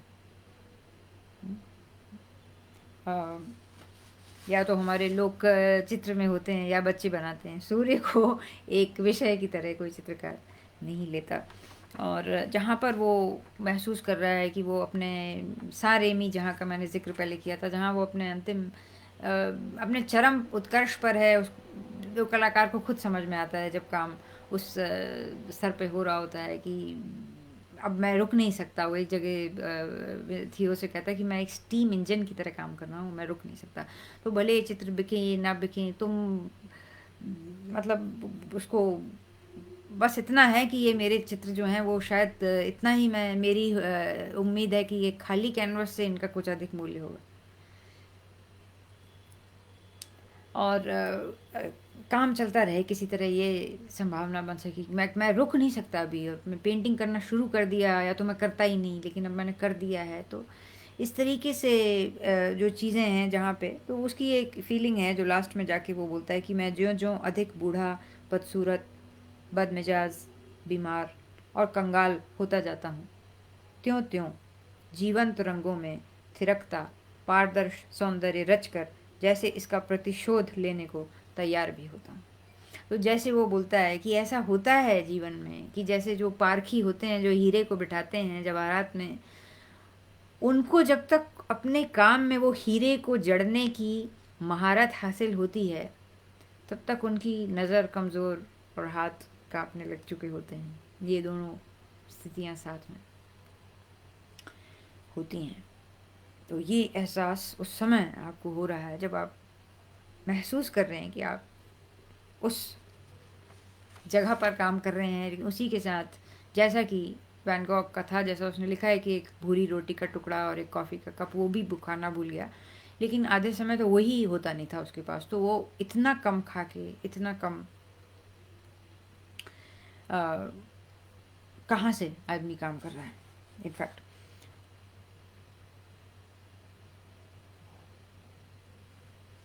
तो कहीं पे उसके लिए वो जो कला जो जो जो रच रहा है, वो उसके लिए कहीं पर ऐसा है जिसको वो एक जगह कहता है कि शायद ये काम जो मैं कर रहा हूँ, वो बस ये जो जीवन में जो इतना सुखद, जो ये धूप है, ये जो फूल हैं, जो पक्षी हैं, जो प्रकृति है, इसके सिर्फ धन्यवाद आभार स्वरूप मैं कुछ छोड़ जाऊँ, यही एक कामना है उस तरह से।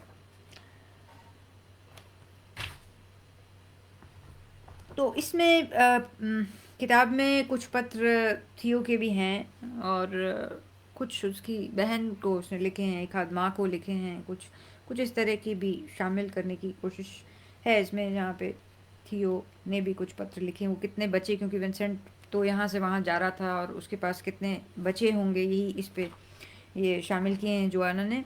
जोआना को लिखे हुए भी कुछ पत्र इसमें हैं, तो अ, पढ़ सकते हैं आप उनको।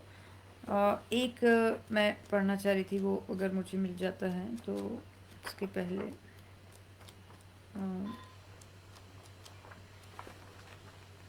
ये जो एक उसकी और बहुत महत्वपूर्ण पेंटिंग है, जिसमें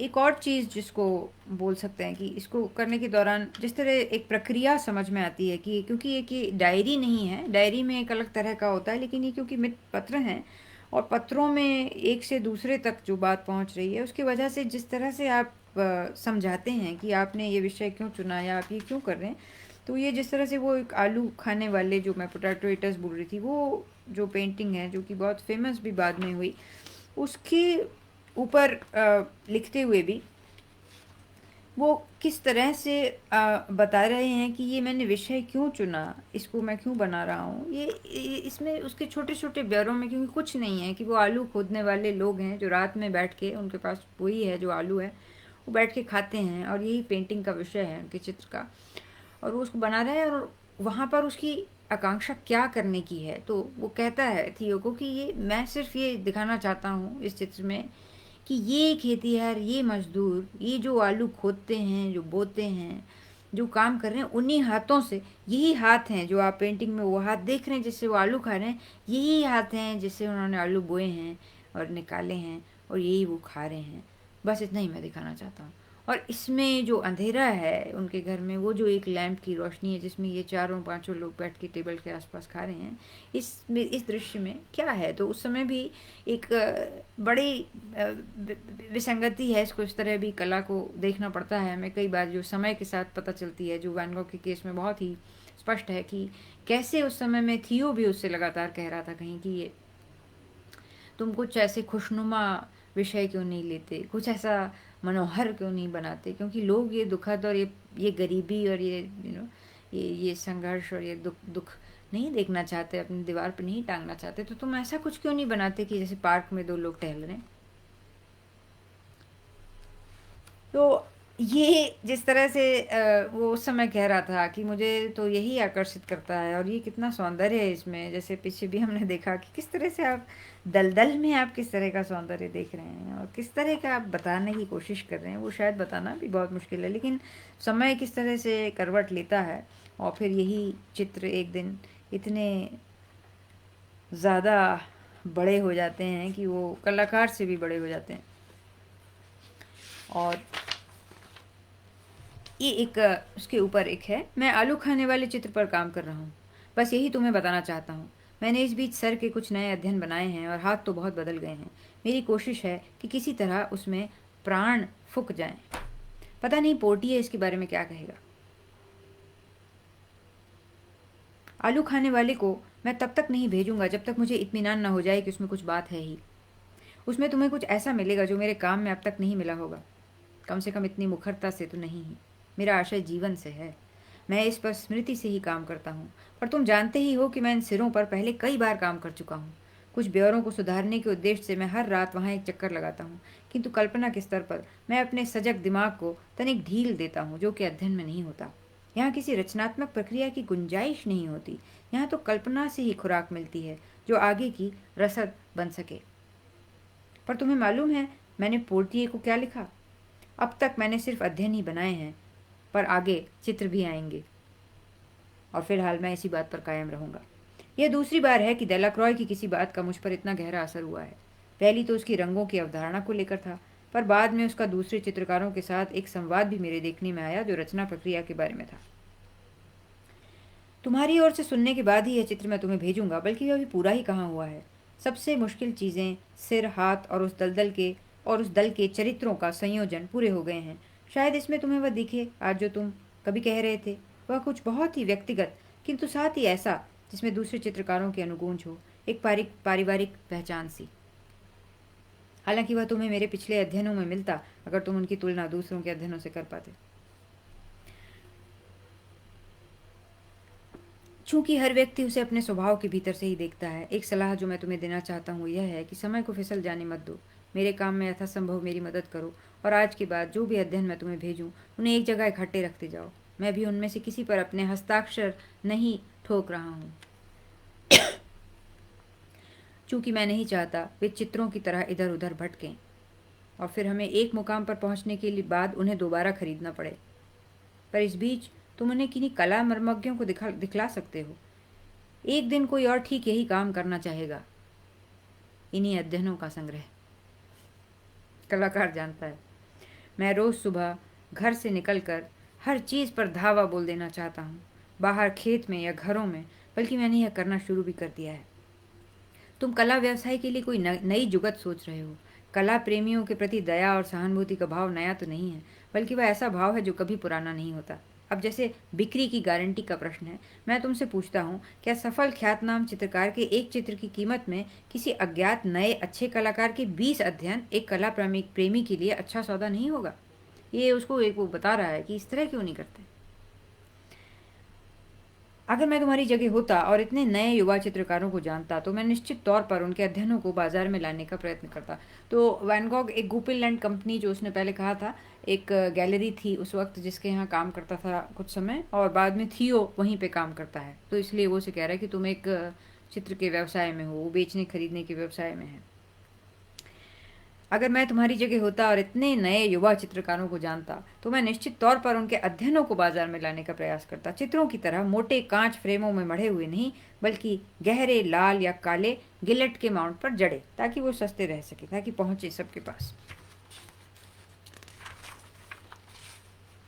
जहां तक आलू खाने वाले की बात है, यह चित्र सुनहरे रंग में बहुत जचेगा। अब वो फ्रेम की बात कर रहा है, पर शायद यह पक्की मकई के गहरे रंग वाले बैकग्राउंड पे भी अच्छा लगे।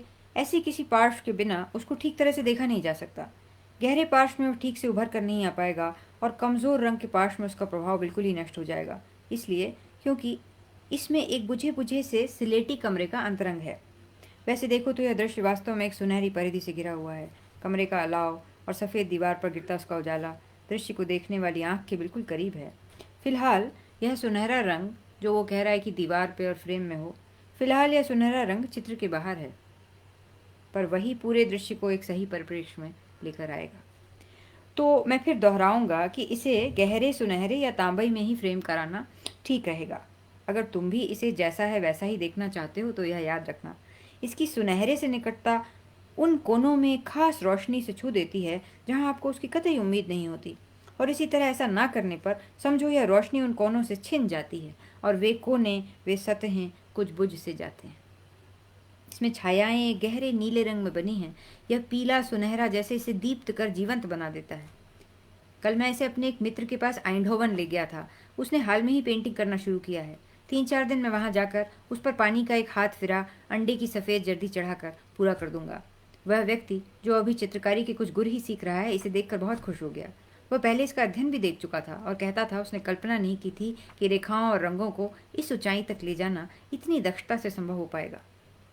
इसमें मेरी कोशिश यह उभारने की थी कि ये लोग जो लैंप की रोशनी तले एक मेज़ पर बैठे आलू खा रहे हैं, इन्होंने अपने इन्हीं हाथों से ज़मीन खोदी है और इन्हीं हाथों से उखाड़ कर आलूओं को प्लेट में भी रखा है। इसी से यह छवि उनके कर्म और ईमानदारी से अपनी रोटी कमाने के बारे में भी है। मैंने उस जिंदगी की एक झलक दिखलाने का प्रयास किया है जो हमारे जैसे सभ्य लोगों के अनुभव से बाहर है, और इसी वजह से मुझे ऐसी कोई उम्मीद नहीं कि इसे सभी लोग सराहेंगे या इसका प्रभाव तुरंत होगा। जाड़े भर में इनके ताने बानों से खेलता रहा, उसे एक अभीप्सित पैटर्न की तलाश में भटकता रहा, और इस प्रक्रिया में भले ही यह धागे कुछ खुरदुरे हो गए हों, धागे सारे नियमों का ख्याल करके बहुत सावधानी से चुने हुए हैं। बहुत संभव है यह एक असली खेतीहर चित्र साबित हो, जो कि वो हुआ, बल्कि मैं जानता हूँ कि यह है ही। और फिर वे जो खेतीहर को रविवार की सजीली पोशाक में देखना चाहते हैं, वे चाहे जो कहें, मुझे विश्वास है कि मैंने जिस तरह उन्हें उनके खुरदुरे कपड़ों में बनाया है, उसी में उनका असली सौंदर्य है, उसी खांटीपन में।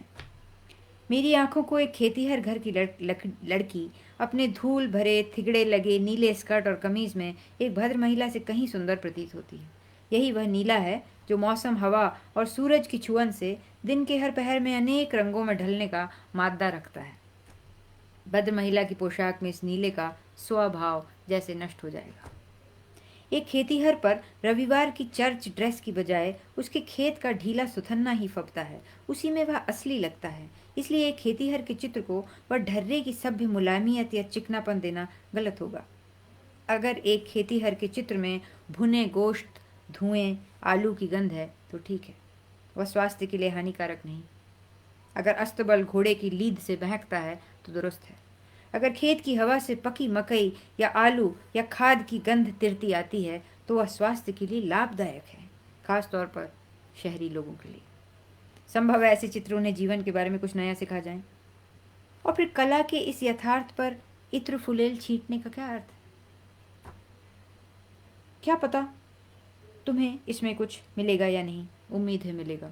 मुझे खुशी है कि अब जबकि श्रीमान पोर्टियर ने मेरे काम का जिम्मा ले लिया है, मेरे पास उन्हें देने के लिए अध्ययनों के अलावा भी कुछ है, यानी पेंटिंग। जहाँ तक ड्यूरेंड रूएल की बात है, हालांकि उसे वे रेखांकन नहीं जचे थे, उसे यह चित्र ज़रूर दिखाना। हो सकता है इस पर भी वह नाक भौं से कोड़े, फिर हो सकता है उसे इसमें थोड़ी ऊर्जा दिखे। हमें असल और सच्चा कुछ देते रहने का प्रयास करना चाहिए। खेती हर के जीवन को चित्रों में उतारना एक गंभीर कर्म है। मैं कुछ ऐसा रचना चाहता हूँ जो कला और जीवन को गंभीरता से लेने वालों के मन में अहम विचार और भाव को जन्म दे। ऐसा न कर पाना मेरी असफलता होगी।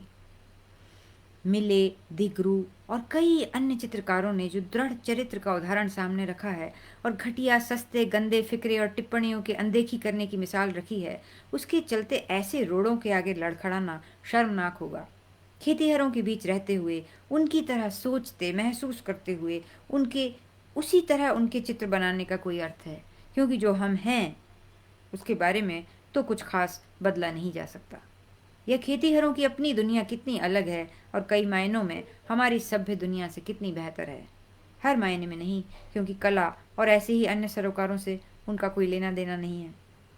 मेरे पास अभी कुछ छोटे अध्ययन बचे हैं, लेकिन इस एक बड़े ने मुझे कुछ यूं उलझाया है कि किसी और चीज़ के लिए अवकाश ही नहीं है। उसके सूखते ही वह मैं तुम्हें भेज दूंगा, और उसके संग कुछ छोटे भी। मेरी चिंताएं कुछ कम नहीं हुई हैं, पर फिर मेरे जैसे हर चित्रकार के हिस्से में वही चिंताएं हैं। मैं अपने अकेले के लिए कोई बचाव कैसे चाह सकता हूँ? उनसे तो संबल ही मिलता है, और उनके नीचे ना दबने का हौसला भी। आलू खोदने वाले चित्र अब समाप्ति पर है। ये आखिरी दिन चित्र के लिए सबसे खतरनाक होते हैं। जब तक वह पूरी तरह सूखता नहीं, उस पर बड़े का ब्रश से काम करने में उसके बिगड़ने के खतरे हैं, और यह छोटे छोटे सुधार बहुत सावधानी और धैर्य के साथ एक छोटे ब्रश से करने होते हैं।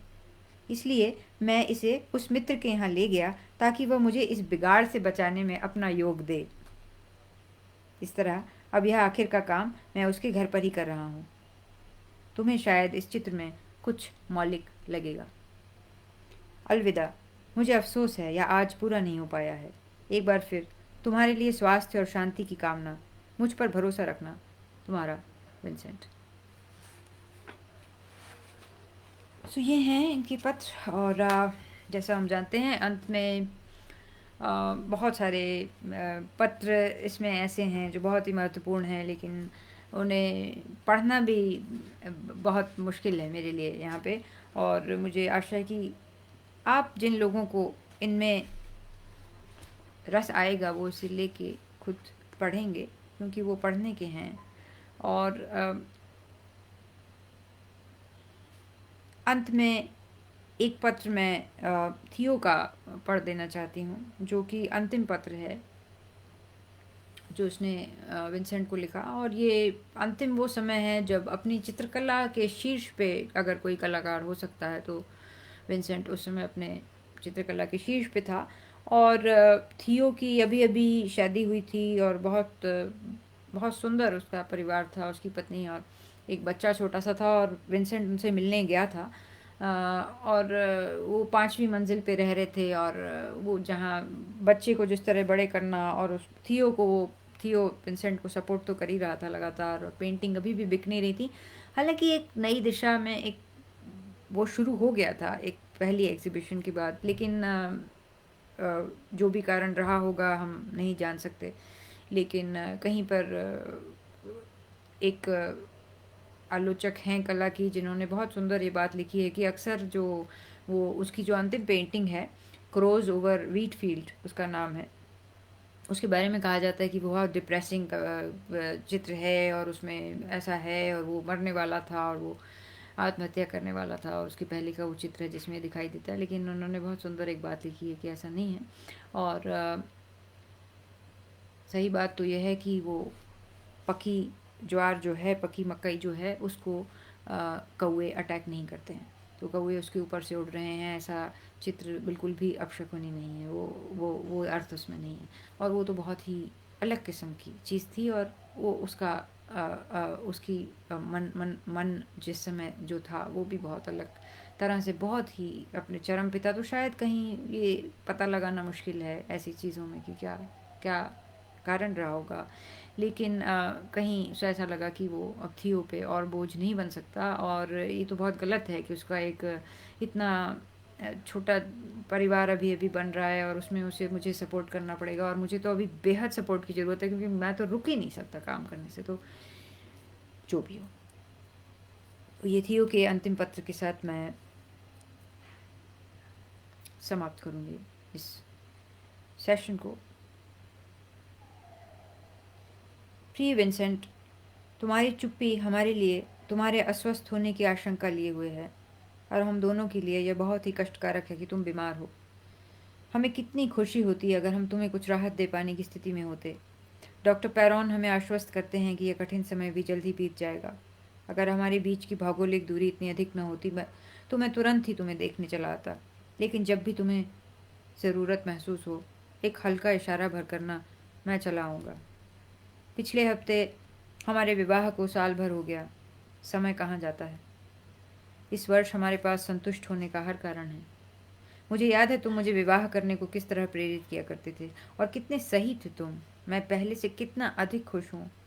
यह सच है कि मेरी प्यारी पत्नी औरों से बहुत अलग है, और यह मेरा सौभाग्य है कि वह मुझे मिली है। हम एक दूसरे को खूब समझते हैं, और हमारा घर सुंदर है। नन्हा उसे फिलहाल बेतरह व्यस्त रखता है। वह थोड़ा दुर्बल है, पर साथ ही बड़ा प्यारा। वह घंटों बिना रोए जगा रहता है। उसने अब मुस्कुराना भी शुरू कर दिया है। वैसी आवाज़ें निकालने लगा है जिसे बोलने का आरंभ कहा जा सकता है। तुम्हें उसके साथ खेलकर बहुत अच्छा लगेगा।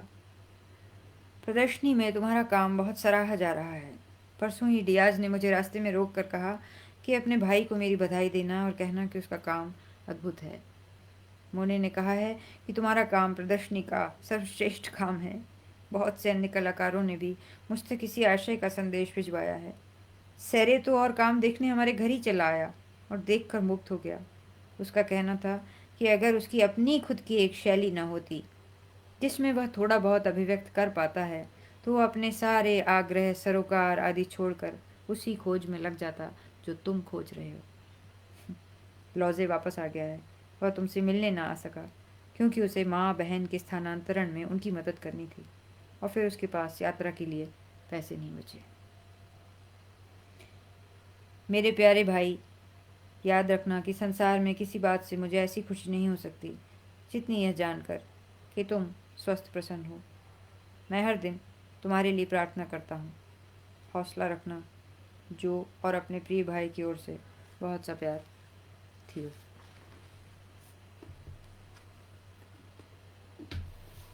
तो ये अंतिम पत्र है। और इसके बाद तो थियो को ये खबर मिली थी कि उसने गोली मार ली है, और वो वक्त पे पहुंच गया था। विंसेंट ने उससे कुछ भी कराने से इनकार कर दिया था, और कोई इलाज या वो जिस तरह से वो उसी तरह से फिर एक पूरा दिन वो ऐसे ही रहा, और थियो उसके साथ रहा अंत तक। तो ये एक तरह से उस कई सारी चीज़ें विंसेंट ने खुद कह दी थी जो हुई बाद में जाके, जिनमें से एक ये भी चीज़ थी कि कभी कभी उसने कहा कि मुझे लगता है कि लोग मुझे बहुत नापसंद करते हैं, मुझे देखना नहीं चाहते। मेरे कपड़े, मेरा रहन सहन, मैं किसके साथ रहता हूँ, कैसे बोलता हूँ, सब कुछ उन्हें इतना नागवार गुजरता है कि शायद मैं उनके और अपने काम के बीच में मैं ही खड़ा हुआ हूँ। और एक तरह से ही सच साबित हुआ कि उसके जाते ही जो अगली प्रदर्शनी हुई, और थियो भी जैसा मैंने कहा 6 महीने बाद ही चला गया, उसकी जुड़वा आत्मा की तरह वो था। तो उसके जाते ही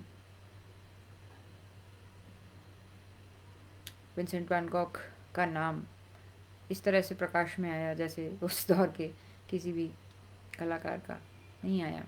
और अब तक उसी रोशनी में जगमगा रहा है जो उसे नहीं देखी अपने समय में। तो ये यही है, ये है कला का औचित्य क्या है, और उसका क्या कलाकार स्वयं क्या देख पाता है, लेकिन बहुत अद्भुत बात यह है कि उस कलाकार को पता है जब भी वो जो चीज़ कर रहा था उसे ये आभास था। और यही शायद उसका आशय है जब वो कहता है एक जगह कि एक कलाकार के जीवन में मृत्यु सबसे कठिन बात नहीं है, क्योंकि शायद उसकी मृत्यु ही नहीं है और वो अभी भी हमारे साथ इसी तरह जीवित है जैसे कि अगर वो होता तब भी होता। तो यही कला की जीत है, उसका जोखिम भी है। आप लोगों ने ये धैर्य से इसको सुना। इसमें कई सारी चीज़ें शायद सुनने के उतने नहीं है जितनी पढ़ने की, लेकिन बहुत बहुत धन्यवाद अर्पण जी आपका भी। आशा है इसका कुछ भाव मैं आप लोगों तक पहुंचा पाई होंगी। शुक्रिया।